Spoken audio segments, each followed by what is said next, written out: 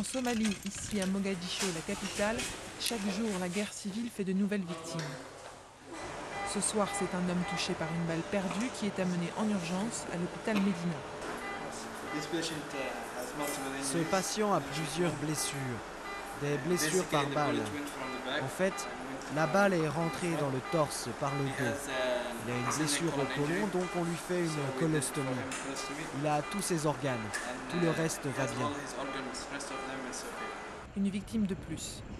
Depuis 20 ans, la Somalie est déchirée par une terrible guerre civile. Ces soldats de l'Union africaine tentent de combattre les milices islamistes inspirées par Al-Qaïda qui contrôlent une bonne partie du pays. Le gouvernement de transition reconnu par la communauté internationale n'a jamais réussi à en venir à bout, pas plus que ces hommes.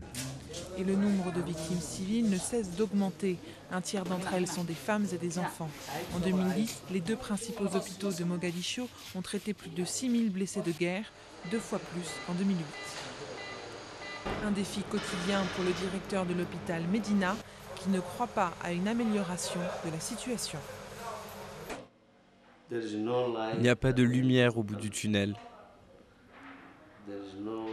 Pas de solution à l'horizon.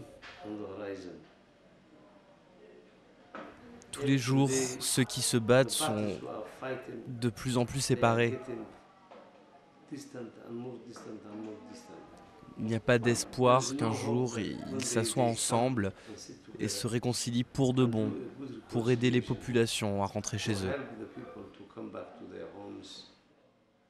Selon la Croix-Rouge, depuis le début du conflit, plus d'1 million de personnes sont mortes par suite des violences, de la famine ou des maladies.